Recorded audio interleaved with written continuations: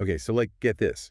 Imagine a world where, like, the electric car you drive, it's not a Tesla, but it's a brand you might not even have heard of. Oh, wow. Yeah, that's the reality we're diving into today. We're Really? talking about BYD. BYD is fascinating because their rise is almost completely unexpected, especially I Yeah. think for folks here in the US. Exactly. To kind of unpack this whole thing, we're exploring a YouTube video from DWREV Cars and Mobility, and it's titled, How BYD Killed Tesla.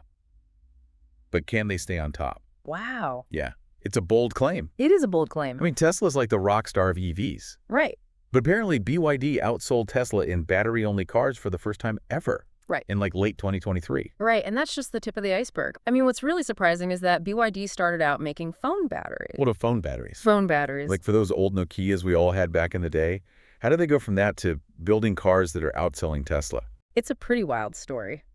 So BYD was founded way back in 1995 with just 20 employees. They were riding the wave of the early cell phone boom, supplying batteries for companies like Motorola and Nokia. I guess being in the right place at the right time is half the battle. Definitely. And BYD's founder, Wang Chuanfu, had a real knack for seeing the potential in battery technology even back then as a student. That early success with phones gave them the capital to branch out. So when did they make the leap from batteries to actual cars? That happened in 2003. They acquired this car company. And get this, started out making traditional gas-powered cars. Their first model, the F3, looked a lot like a Toyota Corolla, but it was way cheaper.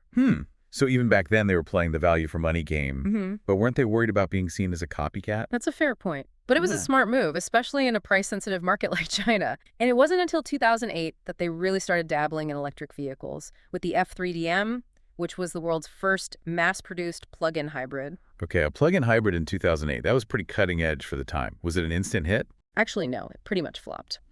But that same year, something really interesting happened. Warren Buffett, of all people, decided to invest a big chunk of change into BYD. Wait, Warren Buffett. In 2008, right when the financial world was melting down, Yes. why would he bet on a company that was making cars that weren't really selling? Well, Buffett is known for his long-term vision, and he saw something in BYD that others missed. It had a lot to do with their expertise in batteries. Fast forward to 2020, and BYD launches the Blade battery. This thing was a total disruptor in the EV market. All right, break it down for me. What made the Blade battery so special? This was a lithium iron phosphate battery, or LFP for short. Now, LFP batteries weren't new, but BYD figured out how to make them cheaper, more compact, and safer than other lithium-ion batteries used in EVs at the time. I see. So they used their deep knowledge of battery tech to create a superior product. Smart. Exactly. This gave BYD a massive edge. Their EVs suddenly became super affordable while still offering great performance. And I bet that translated into some serious sales, right? Absolutely. In 2020, they sold about 131,000 EVs. Just 1 year later, that number skyrocketed to 1.57 million. Wow. Talk about a game changer. So they pretty much conquered the Chinese market. What about their plans for the rest of the world? Global domination is definitely on their agenda. They've set their sights on Europe, launching several models there and even becoming the official EV sponsor of the Euro 2024 football championships. That's a spot that Volkswagen held for a long time. Wow. Taking over from Volkswagen. That's a bold statement. It really is. BYD is not playing around. They're making it clear they're here to compete on a global stage. But breaking into established markets like Europe and the US can't be easy. What kind of challenges are they facing? You're right. It's not a smooth ride. A big part of their success in China was due to government support and tax breaks. This raises concerns about unfair competition as they enter new markets. The EU is actually investigating Chinese EV imports and may slap tariffs on them, potentially forcing BYD to set up factories within the EU. That makes sense. I guess every region wants to protect its own industries. Of course. And it's not just Europe. The US market is even tougher to crack due to trade tensions and those hefty tariffs on Chinese imports. So how is BYD navigating these hurdles? Are they changing their strategy? They're adapting. They're already looking at building a factory in Hungary, partly in response to the EU investigation. It shows they're willing to play by the rules of the new markets they're entering. As for the US, they've supplied electric buses there for years, but haven't entered the passenger car market yet. Those tariffs make it a tricky proposition. So BYD is being strategic about their global expansion. But besides the whole making awesome batteries thing, what else contributes to their success? Well, their business model is really unique. It's built around something called vertical integration. Okay, vertical integration. To be honest, I'm not entirely sure I understand what that means. Could you explain it like I'm 5? Sure. Imagine you want to bake a cake. Most people will go to the store to buy the ingredients, flour, sugar, eggs, etc. But if you were vertically integrated, you'd own the farm where the wheat grows, the factory that makes the sugar, and the chicken coop that supplies the eggs. You'd control the entire process from start to finish. I see. So BYD is like their own self-sufficient cake baking operation. But for cars. That's a great analogy. Unlike most car manufacturers, BYD produces a huge portion of their car components themselves, including those amazing batteries. This gives them incredible control over their supply chain and helps them keep costs down. So they're not as reliant on outside suppliers, which probably helps them avoid those supply chain nightmares that other car makers have faced. Exactly. Think back to all those stories about Tesla struggling with production delays because they couldn't get certain parts. BYD's vertical integration is designed to avoid those issues. They even secure their own lithium sources, which is a key ingredient in EV batteries. That is some serious forward thinking. So BYD has got the technology, the pricing strategy, and a unique business model. It sounds like they're in a pretty good spot to dominate the EV market. They are, but the competition is fierce. Yeah. Remember, Tesla is a major player. There are even rumors that Tesla is working on a more affordable EV to compete with the cheap old Chinese models. Ooh, that could be a game changer. So the big question is, can BYD hold on to their lead? Or will Tesla or maybe even another company entirely snatch the EV crown? What do you think? It's a nail-biter, for sure. BYD is in a strong position with their track record, their business model, and their ability to adapt. But the EV market is incredibly dynamic. We have other Chinese companies like Geely, which owns Volvo, making big moves in the EV space. It's not just a two-horse race anymore. So it's anyone's game at this point. What does this mean for the average person who's thinking about buying an EV? Should they wait to see how all this shakes out? It's definitely a fascinating time to be watching the EV market unfold. Ultimately, this fierce competition is a win for consumers. All these companies are pushing each other to create the best, most affordable EVs, and you get to benefit from that. I love the sound of that. Yeah. So maybe the real question isn't who will win, but what amazing new EV will we get to drive next? Exactly, and we'll delve into that even further after a quick break. All right, so we've established that the EV market is super exciting right now with tons of innovation and competition. But zooming out a bit, what does BYD's success and this whole EV revolution tell us about the future of the car industry? That's the million-dollar question. BYD's vertical integration model is definitely intriguing. It gives them a ton of control and resilience, but it's not a strategy that every car company can just adopt overnight. It requires enormous investment and expertise. Yeah, not everyone can just become a self-sufficient car-making empire overnight. Right. It's not easy to replicate. But what BYD does show us is how crucial it is to be innovative and adaptable in the EV market. The technology is constantly changing, and companies need to be able to keep up. It's like a tech race, isn't it? Everyone's trying to one-up each other with the next big thing. It is, and that's a good thing. Yeah. Remember how, like, a few years ago, nobody really thought LFP batteries were going to be a major player in EVs? Yeah. Then BYD comes along with their Blade battery and totally changes the game. It makes you wonder, what's the next big innovation that's going to shake things up? I keep hearing about solid-state batteries. Are those the future? Solid-state batteries definitely have huge potential. They could be lighter, safer, and more energy-dense than the lithium-ion batteries we use today, but they're still in the early stages of development. It's a bit of a waiting game to see if they can really live up to the hype. So lots of potential there, but it might be a while before we see them in our cars. Speaking of potential, let's talk about BYD's strategy in Europe. They're clearly going all in with the Euro 2024 sponsorship and some pretty cool-looking cars. They're not just dipping their toes in the water, they're doing a cannonball right into the deep end. And that Euro sponsorship is a genius move. It gives them tons of visibility and ties them to a major cultural event. In Europe, football is life, you know? Yeah, it's a smart way to get their name out there, especially in a market where people might not be that familiar with the brand yet. Exactly. But it's not all about marketing. Also backing it up with some compelling products like the ATTO 3A compact SUV that's getting rave reviews. Ah, so they're targeting the SUV market. Smart move, considering how popular those are in Europe. They're focusing on segments where they can really make an impact. And they're offering a combination of features, performance, and affordability. That's hard to beat. But are European consumers actually buying it? I mean, a new brand from China going up against Established European car makers? That's a tough sell. It's still early days, but the initial response has been very positive. People are curious about BYD. They're intrigued by a company that's doing things differently. You've got to love an underdog story. But, like we talked about earlier, they're facing some pushback, right? With the EU investigating those Chinese EV imports. Right. There are definitely some political hurdles. Some European policymakers are worried about unfair competition, arguing that Chinese EV makers are getting an advantage because of government subsidies. They say it's putting European companies at a disadvantage. It's interesting how intertwined business and politics can be, especially in a global industry like this. Absolutely. The EV market is highly politicized. And as China becomes a major force in this space, we're going to see more and more of these types of tensions. It makes sense. Every country wants to support its own industries and workers. But what about Tesla in all of this? They're not just going to sit back and watch BYD take over, are they?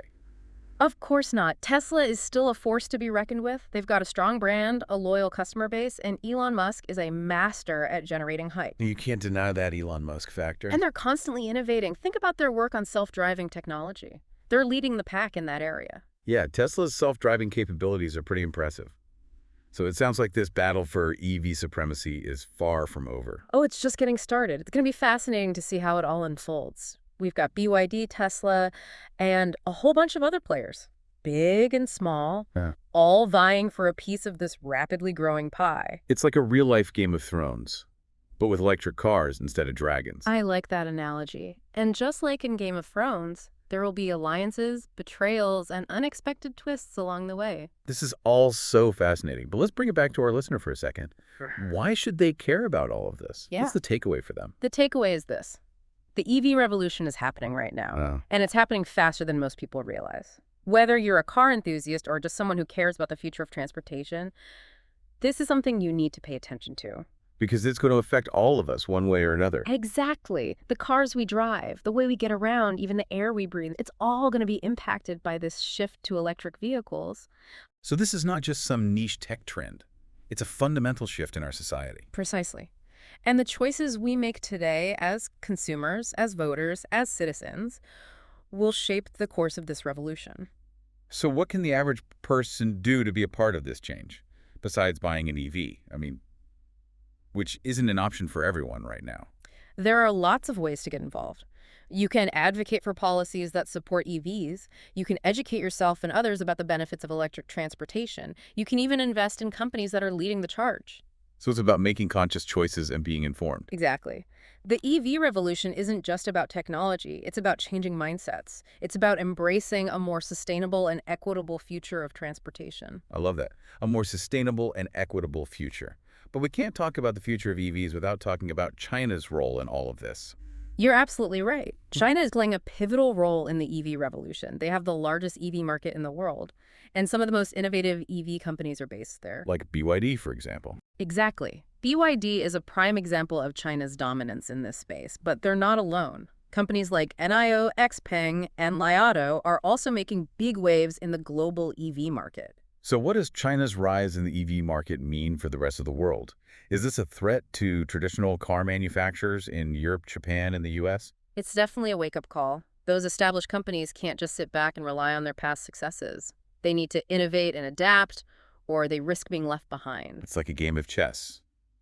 China has made some strategic moves, and now everyone else needs to figure out their next play. That's a great way to put it. The stakes are incredibly high. Whoever wins this game will have a huge influence over the future of transportation. It's a global competition with massive implications. It is, and it's going to be fascinating to watch it play out, but one thing is for certain.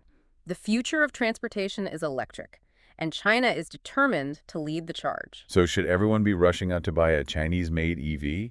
Not necessarily. There are lots of factors to consider when choosing an EV: price, range, features, and your own personal preferences. But it's important to be aware of all the options out there, including those from Chinese manufacturers. They're making some really impressive cars these days. So more competition means more choices for consumers. Exactly. The EV revolution is shaking things up in a big way. And ultimately, that's a good thing for consumers. You get more choices, better technology, and lower prices. I like the sound of that. Well, as we wrap up this deep dive, let's leave our listener with something to think about, a little food for thought. Here's a question to ponder.